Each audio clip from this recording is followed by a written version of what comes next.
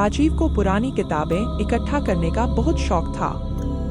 एक दिन उसे शहर के एक पुराने पुस्तकालय में एक विशेष किताब के बारे में पता चला जिसे बहुत कम लोग जानते थे। पुस्तकालय के पुस्तकपाल ने उसे बताया कि यह किताब बेहद रहस्यमय है और उसे कभी कोई पूरा नहीं पढ़ पाया। राजीव की जिज्ञासा और बढ़ गई। उसने तुरंत वह किताब मांगी। किताब का नाम था अतीत के रहस्य। वह किताब बहुत पुरानी और धूल-धूसरित थी। राजीव ने उसे बड़े ध्यान से उठाया और घर ले आया। रात को उसने वह किताब पढ़नी शुरू की। पहले कुछ पन्ने सामान्य थे, लेकिन जैसे ही उसने 10वां पन्ना पलटा, उसे एक अजीब सी ठंड महसूस होने लगी।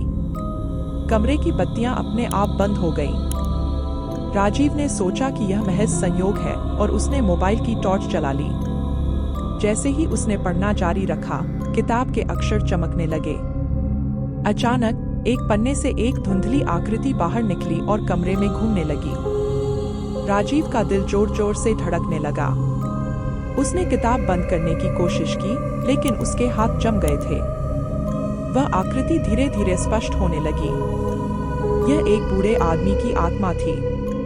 उसने धीरे से कहा, इस किताब को जिसने भी पढ़ा, उसे इसका रहस्य कभी पता नहीं चल पाया। अब तुम्हारी बारी है। राजीव ने डरते हुए पूछा, तुम कौन हो? आत्मा ने जवाब दिया, मैं इस किताब का लेखक हूँ।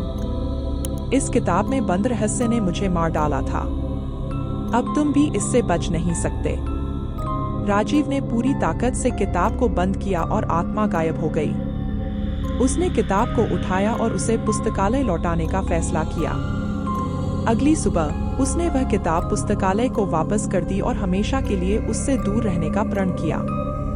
उस रात के बाद राजीव ने कभी भी पुरानी और रहस्यमय किताबें इकट्ठा नहीं की। लेकिन वह जानता था कि अतीत के रहस्य जैसी किताबें सच्चे रहस्यों और खौफनाक कहानियों को समेटे हुए होती हैं। Enjoyed this video? Don't forget to comment, share, and subscribe for more content like this.